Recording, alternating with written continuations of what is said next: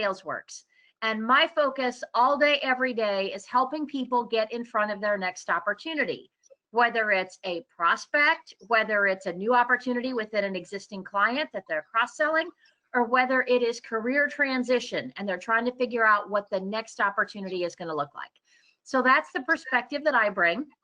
And I'm delighted to introduce you to my co-host, Chris Motley. So Chris, you want to share who you are and what you do?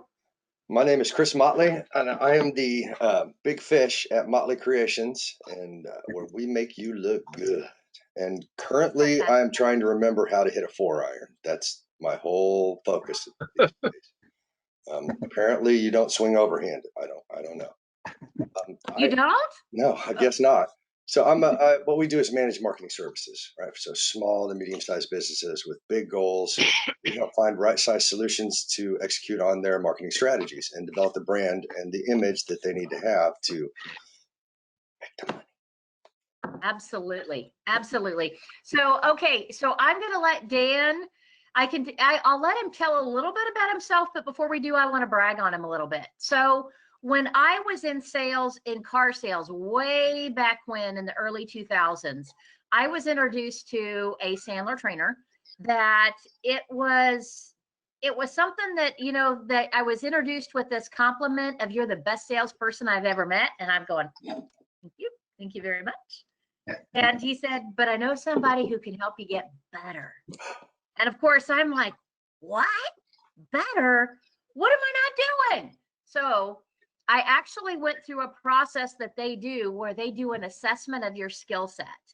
And in the first day, so they assessed and discovered that there was one primary weakness that I had, that no matter what I would try to do as far as a technique, it wasn't congruent with what I thought and how I believed. So there's like this giant red flag waving over my head that says salesperson here, she's not authentic. And the assessment and being able to recognize where I was getting in my own way. So the assessment was like, I don't know, $500, something like that I took. I went back in within hours of debriefing the assessment, and I found myself in that exact situation. And I recognized, oh, this is what they're talking about. I got to stop this right now. And I did. And that afternoon, I made a $1,700 commission that I attribute exclusively to that assessment that I took. And then, of course, I was all in. So I dove into the Sandler full meal deal, and it has been the best thing I've ever done in terms of my own personal and professional development, because what Sandler does is it teaches you not only the what to do, but it tells you why you're not doing it and what you need to do in order to be able to effectively implement whatever approach you need to be doing with your sales effort. And that's the reason why Dan is the man, and he is my coach. And I am so excited to introduce him today. I want to brag. I want to brag on him too. I years ago, like 300 years ago, when I started my company, is we did a SWOT analysis. And one of the big things that came up was you suck at selling. That was me. And so, and I forget who introduced us, Dan, but I went into I met you at one of those networking, what do you call it? BNI? BNI, okay. But then I went into the class and I was, I had no idea. I thought you badgered and cajoled, and I had no concept of how to sell. And it was, it not only changed how I approached speaking to prospects and things like that, but how I got prospects. And it changed how, I'm a marketing person. It changed how I wrote ad copy, right? Because I'll let Dan get onto it, but I was writing features and benefits and nobody cares. Right. And I was writing the Declaration of Independence on the little tiny postage stamp. And, you know what I mean? And it became about pain and things like that. So to me, it was transformative in how I sell, but it was also transformative even how I make messaging for my job and stuff. So Dan, thank you. If I had a hat, I would take it off to you. You bet. You guys are both very coachable. We can't mess up his hair. Yeah, it's hard to mess up.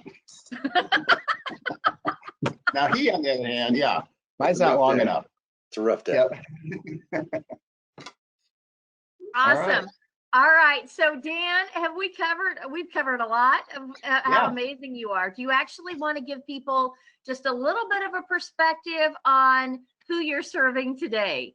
Yeah, you bet. So primarily we work with sales folks. I mean, that's where we have the most people. And normally we work with people who are already successful and have a gap. I mean, that's the main thing, because there's some people that are successful that don't have a gap. And when they don't have a gap, there's no sense in training them because they're just going to keep doing what they're doing. So we're looking for folks that, just want to be better. Sometimes they compete with themselves, not necessarily others, or they just have dreams and goals that they want to attain. And professional selling is a great way to do that, because no one can tap you on the head and tell you what you're worth if you're bringing in new business.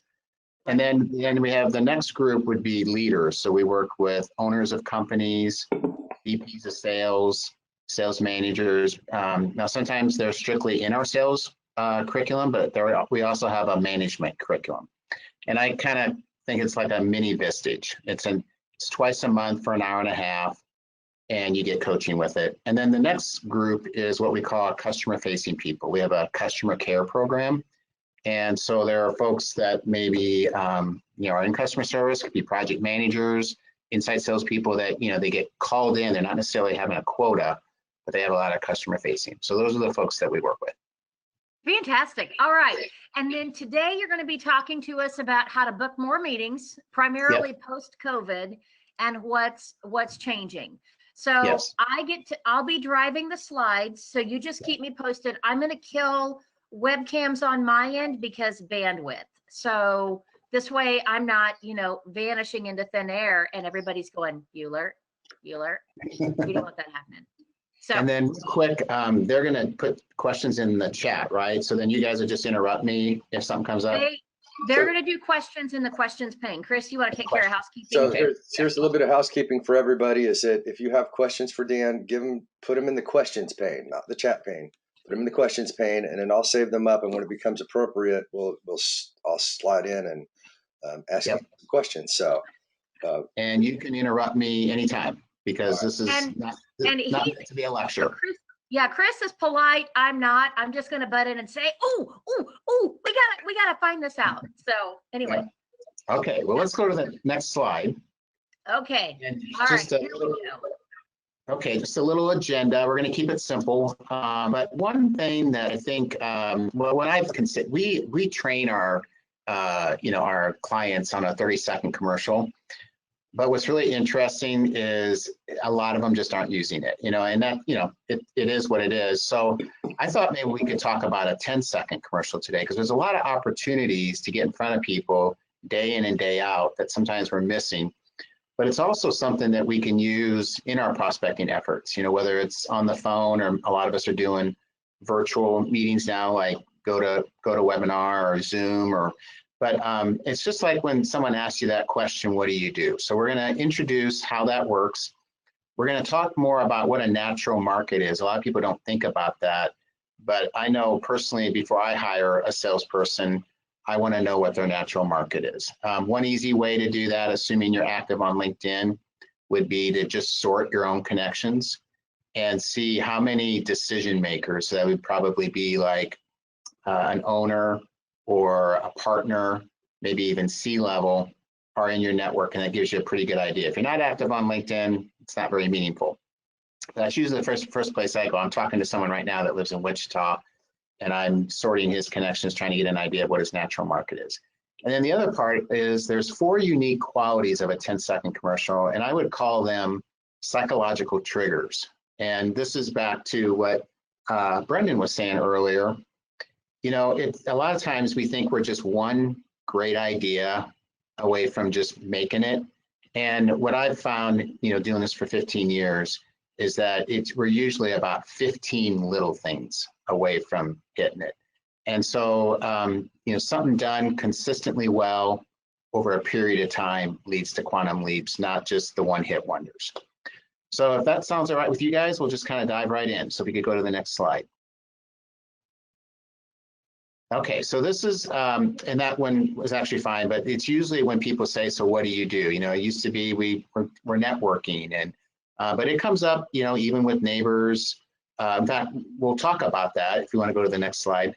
What would you guys say is your natural market? Now, it's not these potatoes and stuff, but when you think of natural market, and can they participate in this, or do I just need to keep? So let's do this. Let's have them chat it into the questions pane right now. Yeah, so just share with us who your target audience is. Where would your natural markets? These are people that you naturally come into contact with. That was a good probably hint right there. We'll take just a second. All right.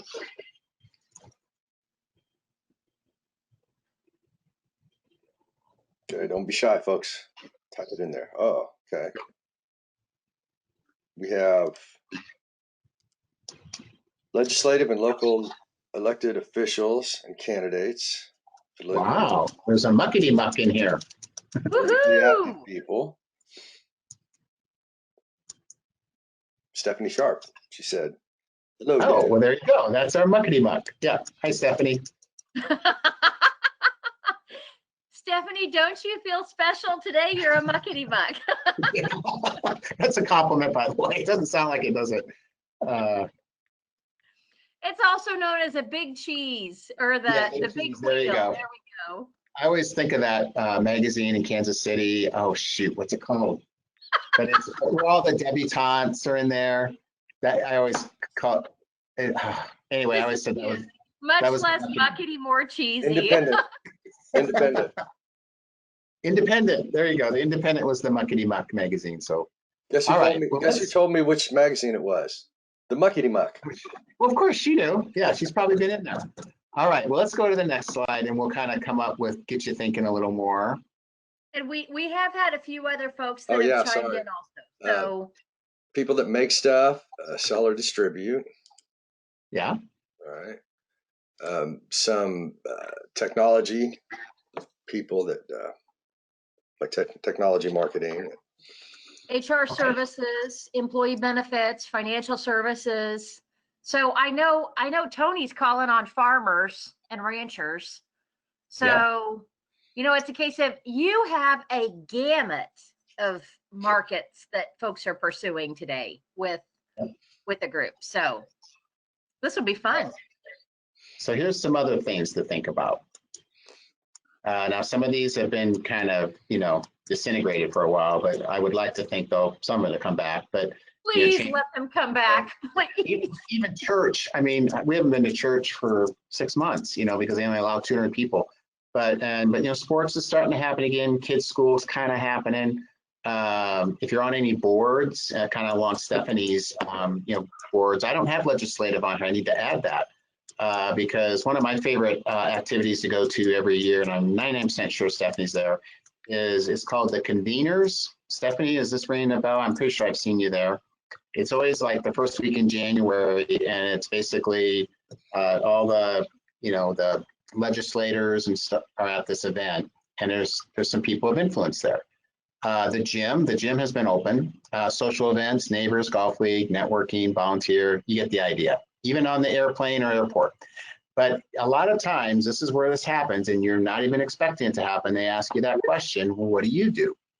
And, instead of just saying, like in Tony's case, I'm a banker.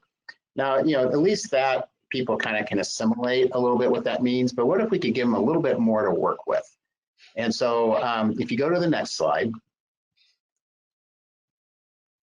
So the components of the 10-second commercial is typically when we train a 30-second commercial, we have what we call, a brief introduction, who we are, and I'll illustrate one here.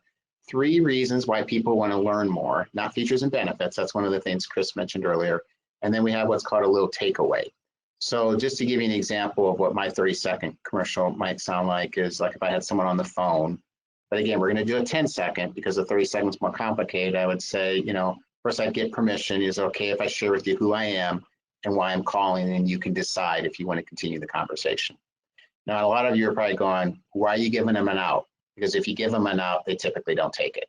It's when you don't give them an out that they take it. So then a lot of them just kind of go, okay, I'll take it. It's a mercy, yes, but I'll take it. I say, well, we work with business owners who sell, peak performer salespeople and sales managers.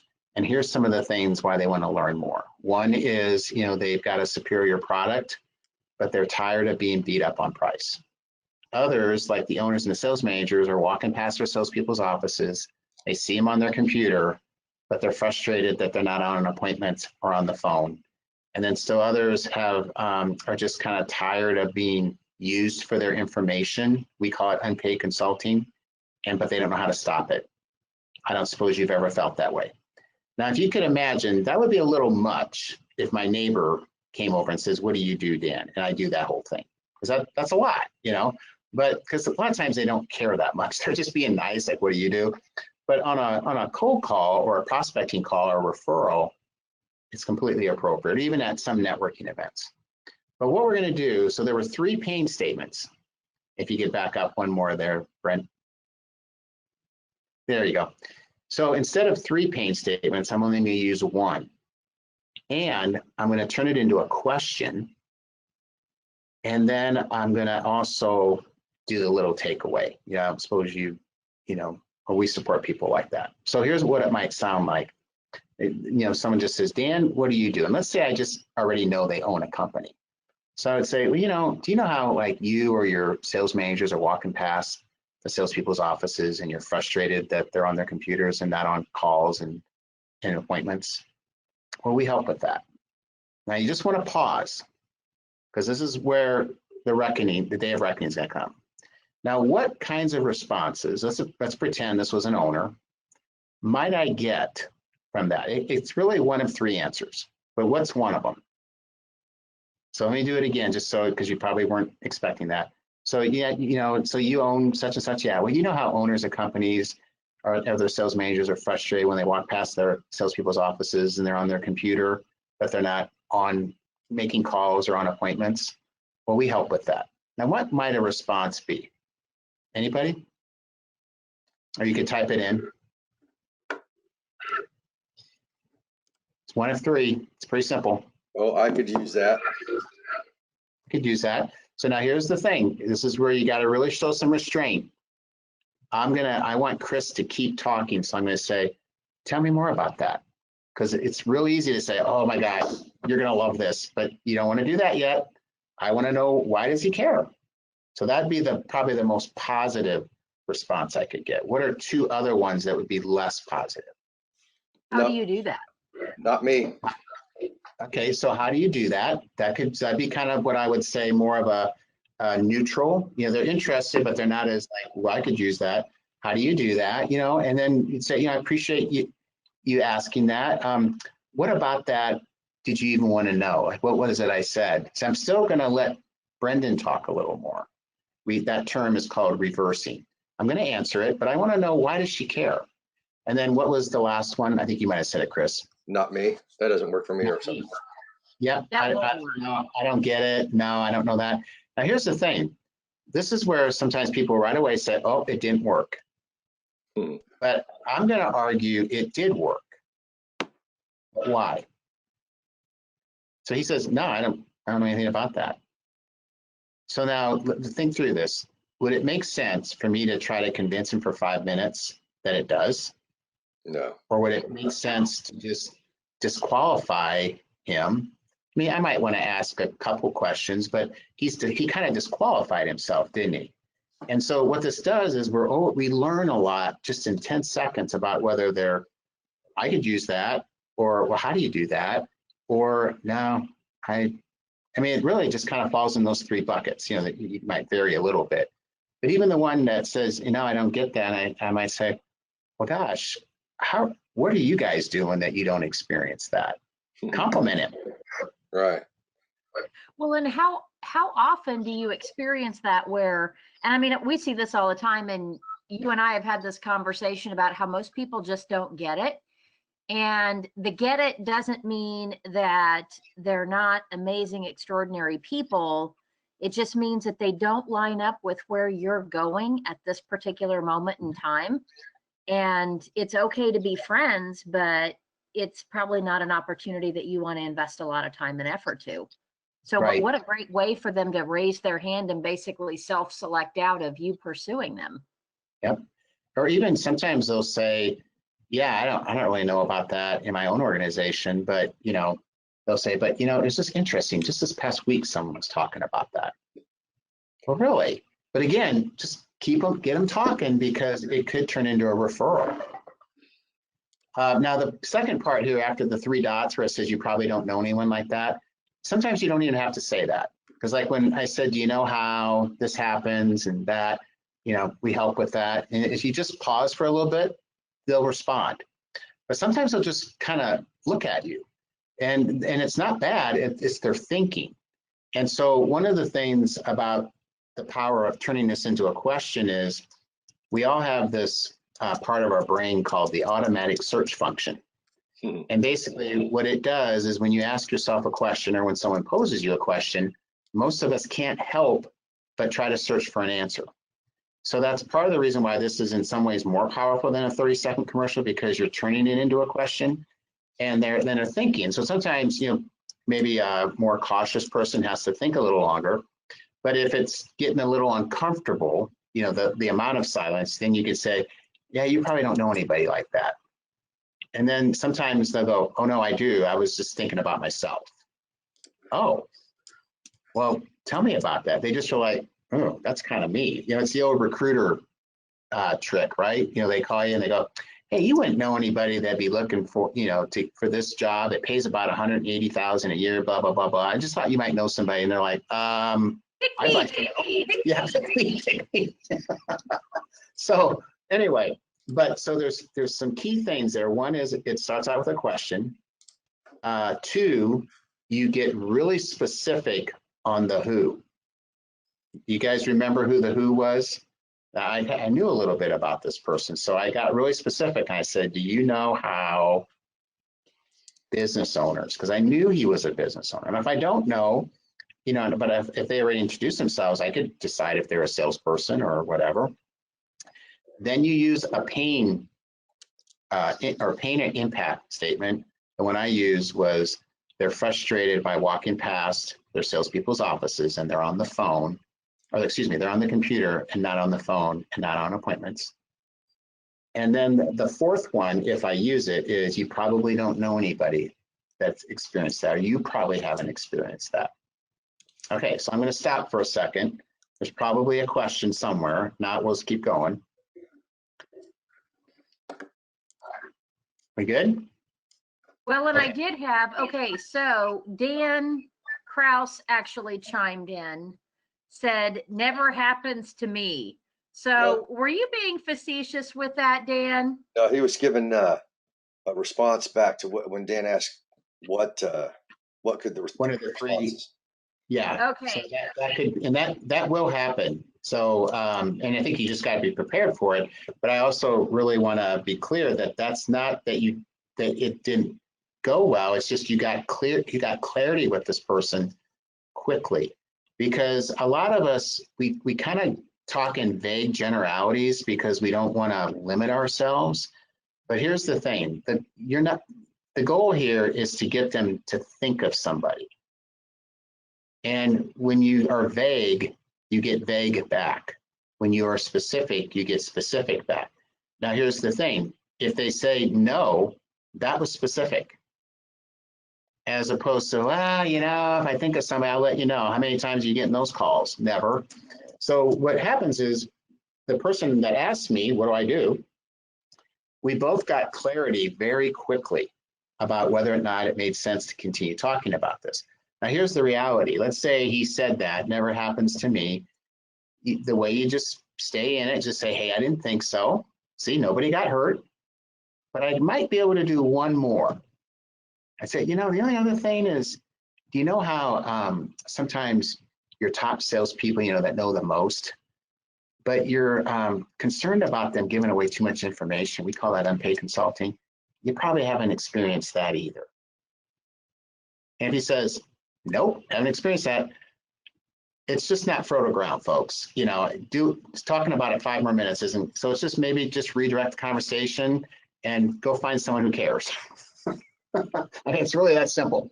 And it doesn't make them a bad person. It doesn't make you a bad salesperson. It's just about getting clarity quickly. And where do you Yes, because time is money when you own your own company. I always share with people, I don't care if you're a W-2 employee or not, that's just a governmental, thing about how you get paid. But a W-2 employee can have a business owner or entrepreneur mindset. And I think sales folks, your best sales folks, no matter how they get paid, they have an entrepreneurial or business owner mindset. Time is money. Okay. Any other questions pop up for anyone? That's something I learned from you was the whole go for the no. Yep. Because you don't want to be in like voicemail hell, and it never occurred to me that that's a ridiculous waste of time. So even, that whole look, if I can't help you and I tell you I can't help you, are you going to be mad at me? Right. Okay. Then, right. And then give permission to go, okay. So if you're not interested, you're okay telling me. Some people think they might hurt my feelings. So that was very, very, very powerful tool for me. Yeah. In fact, let's just go there because we've got the time. I'm trying to remember, does this go to 11? What's our time frame on this? 11:30. And then what time do you guys want me to have my done? Because you probably have stuff to say at the end, right? Like 11:25 or? We've only got like 5 minutes of stuff to wrap up, but it would be good to have about 5 minutes for Q&A. Yeah, so I'll shoot 11:20. Yeah, let's do 11:20. But along those lines, I'm glad you brought that up, Chris. But I want you guys to think about this, and let's put this in the question box just because it's just interesting. But let's say that you have 10 prospects and they won't tell you yes and they won't tell you no, but they're on your list because they haven't told you no, right? So I want you to put in the chat box in 60 days. Okay, you just feel like you're kind of kicking the can down the road just because it just keeps, they won't tell you yes, they won't tell you no. But let's put a time frame on it in 60 days. How many of those would be a yes out of those 10? Would it be 2, 8, 1, none? You just feel like you're just kicking the can down the road. They just won't commit. So let's just see what people put in there. Dan says 1. Yeah. Brenda says 3. Okay.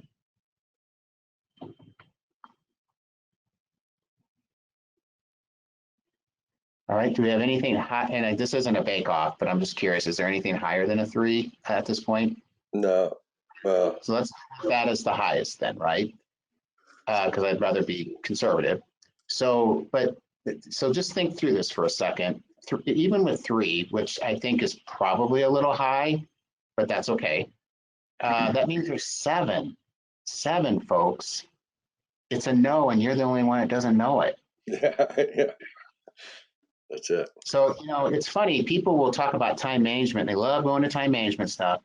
But to your point, Chris, they don't think anything of chasing 7 people that have already decided it's no, they just don't want to hurt your feelings. Exactly. So the reality of this is they're not doing it because they're bad people.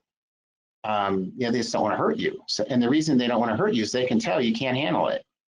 So if you can be, just more forthcoming and be transparent and say something like this, we're just not the right resource for everybody, because that is truth.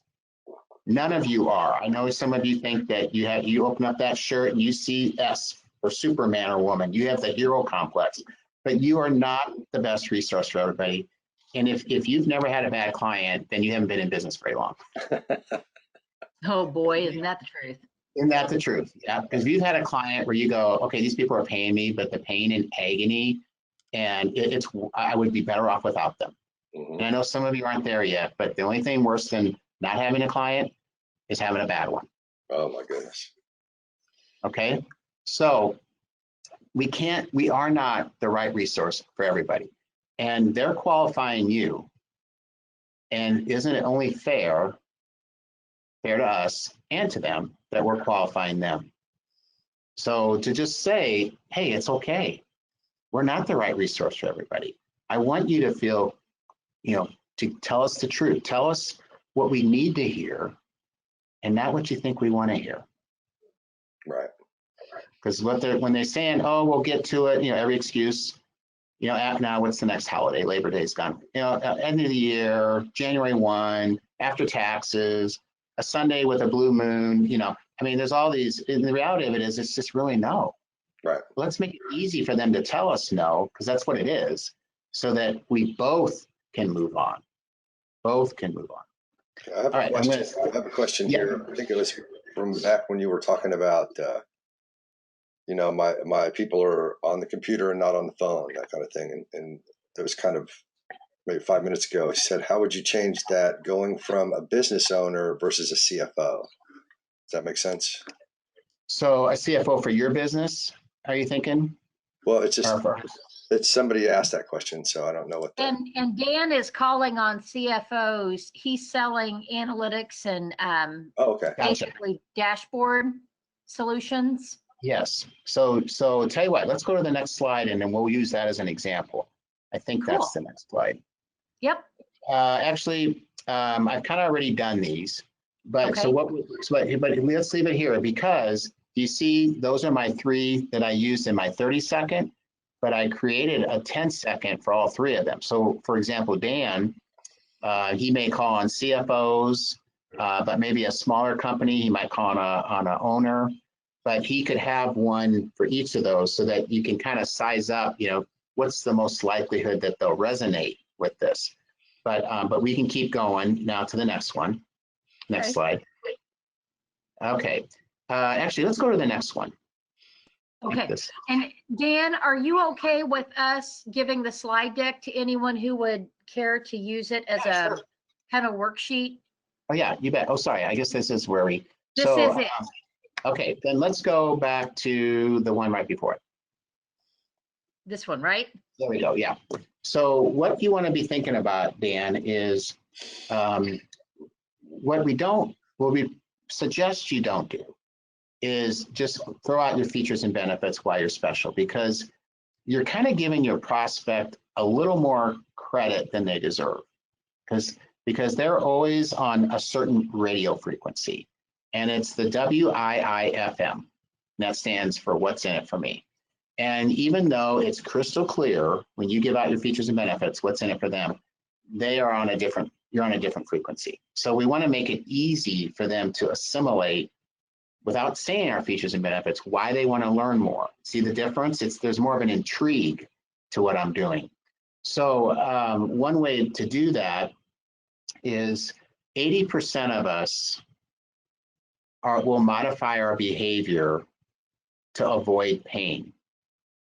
Only 20% of us will modify our behavior for gain.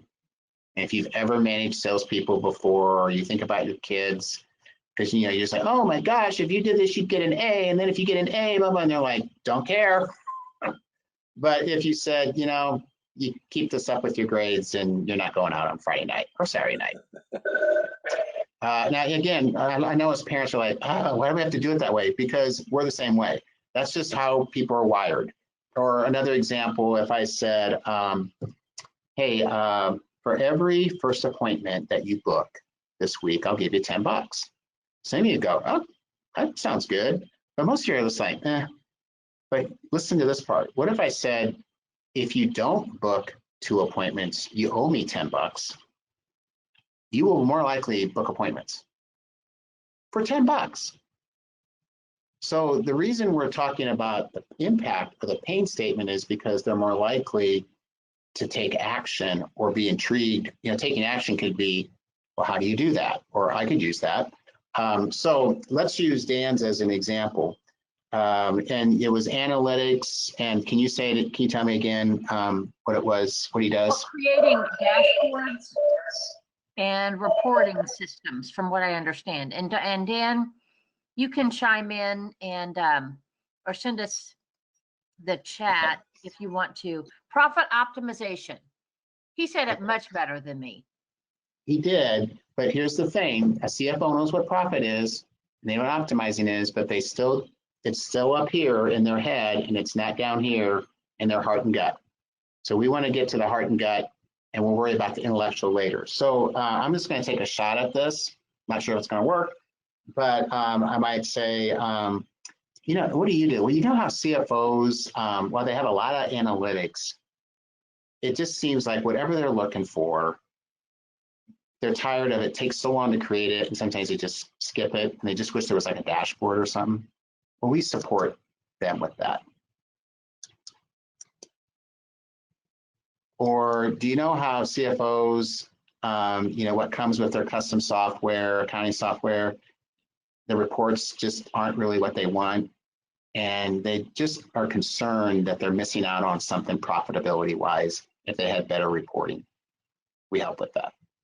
Okay, so I'm going to stop for a second and see if Dan can give us some feedback, because since I can't talk to him, it makes it a little harder.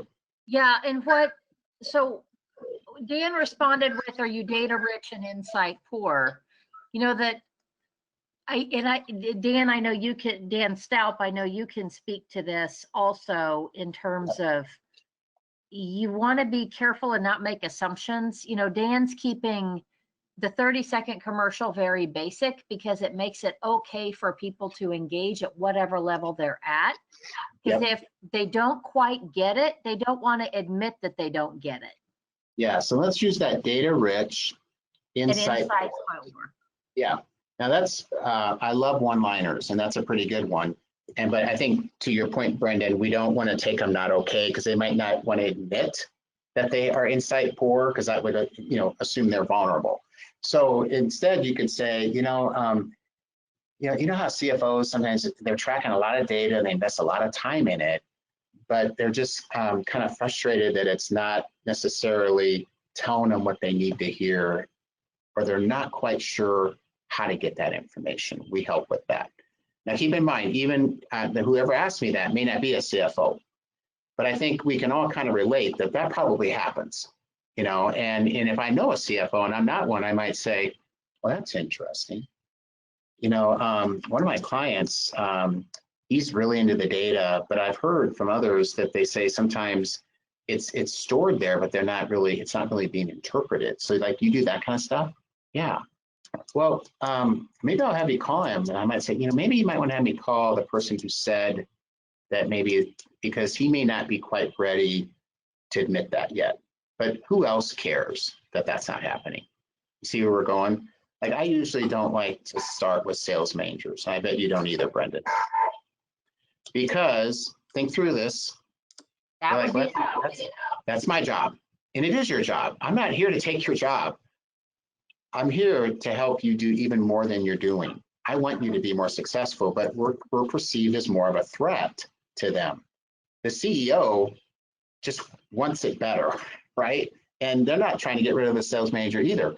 But so that's something you need to keep in mind, Dan, when you're calling on CFOs and controllers that are supposed to be in charge of this, because they will get rid of you, even though you are better for the company, but it's their own ego keeping you out, not what's in the best interest of the company. So I personally like to call as high as I can for that reason, because they just want it to hum. And anyway, I'll leave it at that. Okay, any other questions? All right, so what I'd like, if any of you have come up with a pain statement, just based on what we've done here, now you can just keep these here so they can see them. Why don't you put them in the questions, and we'll give you a little feedback while we're here.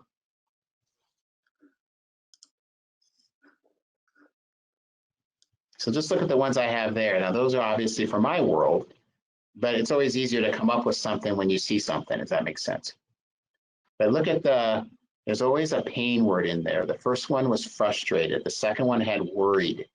And the third one had sick of. And also getting beat up on price. We're doing the opposite of what Madison Avenue does. Madison Avenue is always telling you about how you're worth it, and it's good, the best thing since sliced bread. But people are just kind of like, I hear that crap all the time.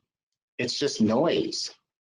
And this is emotion. Remember, 80% of the people are more likely to modify their behavior to move away from pain. Only 20% will modify their behavior for gain. A lot of people that have been overweight a long time, and they finally get in shape when they have their first grandchild. You go, what does that have to do with it? The pain of not being able to get down on the floor and play with them. Mm-hmm. There was all kinds of gain before that. They would look better, feel better. But it wasn't until the pain of not being able to play with their grandkids that they finally took their health seriously. Or they have that moment that they're diagnosed with something that if they don't get the They weight have a off, mini they stroke. could die. Yep. See, again, pain, but looking good and feeling good wasn't enough for 40 years. Right. Or 6 months with the post-COVID-17. Yeah, exactly. Yeah, I had a friend tell me this. He goes, yeah, this COVID-19 thing he goes, I put on 19 pounds. I'm like, ooh, yeah, you're just out of your routine. The health clubs are closed. You're around the fridge all the time. But anyway, all right. Did anybody, or Brendan or Chris, if you guys took a shot at it? Let's get one. What's the pain statement? Instead of talking about the feature and benefit, like dashboards and reporting systems, that's a feature and benefit, but would everybody agree that's pretty intellectual? And it doesn't really, you're relying on them to assimilate how that impacts them. Well, and Brenda shared one. She said, stressed out with should-haves in saying thank you to customers and prospects. Oh, now what's Brenda do? So Brenda send out cards. Oh, Brenda Perkins. Okay, Yes. Sorry. I didn't know. I can't see who's on here. So yeah, we've got a blindfold on him so that he doesn't get distracted with any of the muckety muck participation. Muckety muck. I know. Who am I going to offend next? Well, when I was looking at the attendees, it just has the three of us. So Brenda Perkins. Yeah. So that's a good example of, of just saying, we work with folks that are, stressed out that they should have said thank you and they don't, just because they don't really have a process or a simple process or whatever. That's good. Or they lose track of time. Yep. Or they plan to go out and get a little gift for somebody, but it just escapes them and then it's 3 weeks. And so they just decide not to do it. Or they could have just easily got on the app and to put the card in, added the brownies, added the gift card and been done. Yeah, that's good. So what I did in my business was, especially if you're trying to sell back in the day, a website or something like that, was I talked to people about what their average sale was. I'm like, oh, you don't have to tell me because, people get offended. And I go, well, let's just use a round number. Let's say $2,000, right? And let's say your competition, who is a snake in the grass and uses, poor workmanship. Let's say they get a new website. And so let's pick one person a month, a low number. One person a month looks at the quality of their site and the quality of your site and attributes the quality of the website to the quality of their work. I said, what's that in a year? You know what I mean? And I got all that from you, and it was. That's the cost of doing nothing. Yeah, and before it was, you're getting beat up on price. Well, I can do it here, I can do it here, I can do it here, and it becomes. Now they see what they're losing, what the value is, and things like that. So. What I just opportunity cost is always so high. Yeah, but it normally goes undiagnosed. And those of you that are calling on controllers and CFOs, they're not doing it either. I think we assume they are, but I can't tell you how many times they don't know. They don't know it either because they're all about saving money. They're about expenses. But what they're not necessarily good at is return on investment. The CEO tends to be better at that, which is another reason I like to start with the CEO because he gets that or she gets that. Now, real quick, back to what you were saying, because I don't want to forget this, Chris. Yeah. Is I was just thinking about your business, mm-hmm. and I was going to try this one out on you and see what you think. But if someone says, what do you do, Chris? Well, do you know how some companies' websites, the only people that really like it are the employees, and they're concerned that no one else does? We help with that because you've seen some horrific, it's like, we're super this and super that, right. And they love it, and everybody else is going, I can't find anything on here, and I'm so tired of hearing about how awesome they are. Right. I can't find anything. So it's catered to the employees who are making no money off the website instead of to the clients and consumers who actually buy something. But everybody feels really good about it because they got to say how awesome they are, but nobody cares. Right. They don't care. They care about, can I get my stuff or not? Right. So that would be a good one for you, that the only one people that really like the webs, they're frustrated that people that like the website of their employees and not the people who can buy stuff. We help with that. I think that's a killer. Oh, it is. And that's the funny thing is that I tell people a lot is, you may like your website, but your prospects have to love it. So it's the same thing, but I like the way you put it instead, because, if I sold, I don't know, rap music or whatever, that's what I sold, I don't think I would like the design of the website wouldn't be made for me. You know what I mean? And so Yeah. it would be made for my clients or my prospects. So. Yeah. Well, let's go to the second to the last, just because I want to wrap up here, or let's go to the next slide, I guess. Okay, well, here's another thing. In essence, you're kind of telling a story. We were all read to as children, and that's the psychological trigger is, I think most of us were read to as children. And so when you tell a story about somebody else, that allows them to get caught up in the story, and it doesn't feel threatening to them to just like, does this resonate or not? It's pretty simple, right? And that's what these third parties, these little impact statements are. They're frustrated that this happened, or they're tired of that happening, because those are really like third party stories. I'm not saying you have experienced that. I'm just saying this is why people want to know more. So it just takes all the pressure away. Right. Let's go to the next slide. And it goes from, when you do that, it goes from feeling like a criticism to, oh, I can relate. And that's, people lean in instead of lean back. So that's right. And they're just caught up in the story and about, what do I align with? What do I not align with? And it's okay if you don't align with any of it, because it's just a story. So did you want to do this one? Did you guys want to talk about that next slide? Or I think I'm missing something. Am I missing a slide in here, Dan? Was there another one that's supposed to be up here? If you could just go to the next slide, I think.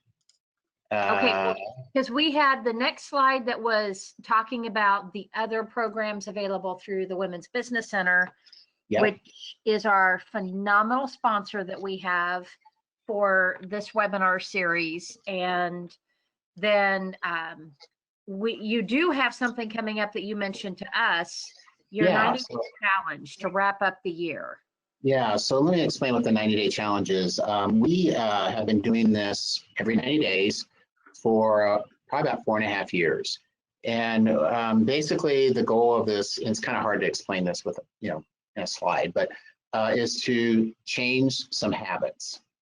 A lot of people have work-related things in there, but people that have been on it for, several quarters have put a lot of personal stuff on there too. But the goal of this is to work through January 1, 2021, as opposed to January 1, 2021.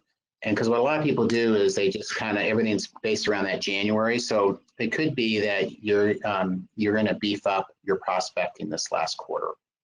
It could be that you're going to beef up something else. But in this session, we help you determine what that is. And then every week, it's an option. You can be part of actually reporting in how you're doing on it. And it's not about perfection, but whatever you commit to, it has to be something you have 100% control over, but it's still aligned to a goal you have, whether it's losing weight, selling more, getting in shape, lifting more, all that kind of stuff. So we're going to do that on Friday, October 9th. So basically we'll finish up the 90-day challenge like January 9th or whatever. But think about how your 2021, you're starting off stronger than if you wait to January to do this stuff. So that's why I wanted you to think through, we're working through January 1, not to it. Or then starting in January, everybody's excited and then they fizzle out after 30 days. So it's a peer-to-peer. The only way you get kicked off the accountability is if you don't report in 2 weeks in a row, we just kick you off, because that's discouraging. I mean, how hard is it? But it's not about being perfect. It's just you're trying to form new habits. So that's what that is. It's 7:30 to 9. We'll drop $50 if you just mention BU. So it'll be $99. And if you want to learn more, just email me at dstalp@sandler.com. And it's a very, very cool concept. And you'll get this for everybody who's attending right now.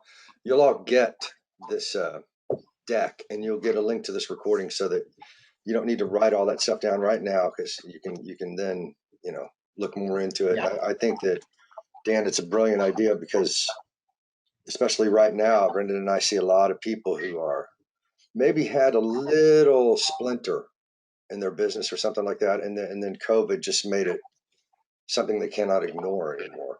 And so Yeah. it may be, you know, in your personal life, it may be in your professional life, but I think that, you know, if you watch the news at all, because of this isolation and things like that, as people aren't, you know, connecting as much, and so all this other stuff comes out, right? And we can't ignore it anymore. I think that this is for all of you.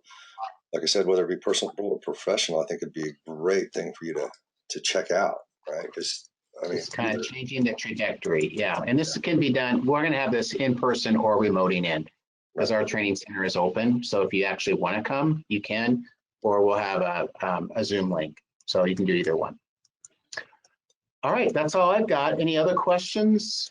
I do need to hop out here to get back in that meeting, but do you guys have anything else in the This was absolutely fantastic. And I really appreciate you taking time with everybody this morning, Dan, and diving in and helping us all with booking more appointments and getting in front of more amazing prospects, which, like I said, I think everybody's working on this right now. And I've got several folks on the call that I know are fairly new in their ventures that they're getting started with launching too. So I think your insight and information was very relevant and timely. So thank you again for taking time with us today. And then I do encourage anyone that we can help. And then, I want to make sure also that I let everybody know next week we are going to be talking about setting up your branding and marketing on a shoestring. So next week is all Chris Motley, and we get to put him on the hot seat talking all about what are the things that you need to do in order to make the biggest impact for the smallest budget you can find. And he'll be talking also about personal branding and all kinds of fun stuff like that. So exactly. So remember, what we're trying to do now is start about 15 minutes early. It's not recorded. We just want to give people a chance to network and talk to each other. And also I wanted to ask you, Dan, I put some information here on this slide. Is that all correct? Contact information? Let me look.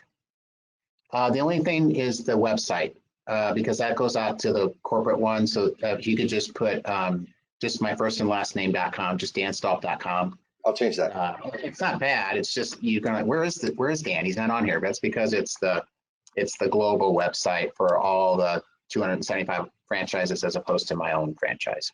I'll get that changed, everybody, before I send it out. You might make a note of it right now if you're watching, and otherwise I'll get it changed. Just danstalp.com. It's really easy. Yep. Awesome. Well, thank you all very much for taking time with us this morning. It was fantastic catching up with you again.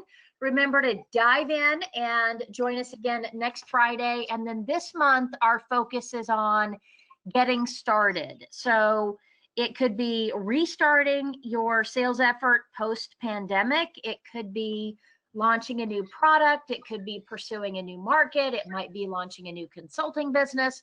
Whatever that is, our theme is for September, how are we going to help support you in your sales and marketing effort? So make sure you jump in for next week's conversation. We appreciate you taking time with us today. And remember, to get what you want, you have got to help others get what they want. Have a great weekend and good selling to you all.